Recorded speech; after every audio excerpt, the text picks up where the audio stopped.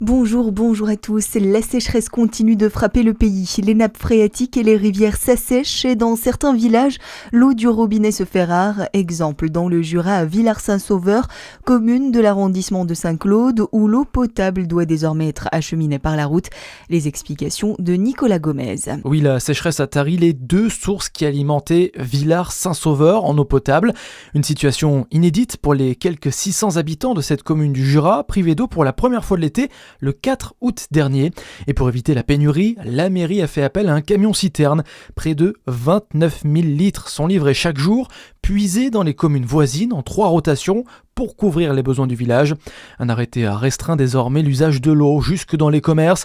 Les restaurateurs doivent limiter l'accès aux toilettes ou le service de l'eau en carafe.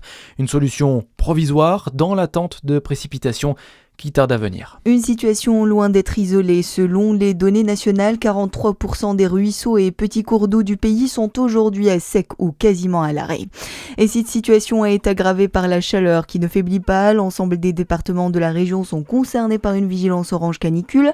La Côte d'Or repasse en vigilance orange dès ce midi, une alerte qui concerne à présent l'ensemble de la région. Le pic de chaleur est attendu jeudi et vendredi avec des maximales pouvant atteindre 39 voire 40 degrés en pleine.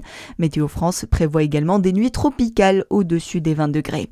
Dans l'actualité également, c'était une matinée à haut risque hier à Saint-Apollinaire. Un incendie s'est déclaré peu avant 5 heures chez Acicléa, une entreprise de traitement de déchets automobiles. Plusieurs explosions liées à des aérosols ont été retenties. 2000 tonnes de métaux ont brûlé. Le feu est aujourd'hui circonscrit. Une vingtaine de pompiers sont restés sur place cette nuit et ce matin pour refroidir le site. Bonne nouvelle, les mesures n'ont révélé aucun risque toxique et les consignes de prudence ont été levées.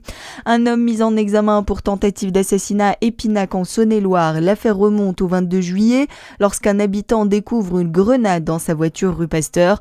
Un trentenaire a été interpellé puis mis en examen pour tentative d'assassinat et détention d'armes de catégorie A. Il a été placé en détention provisoire. Un litige financier autour de travaux serait à l'origine de cet acte.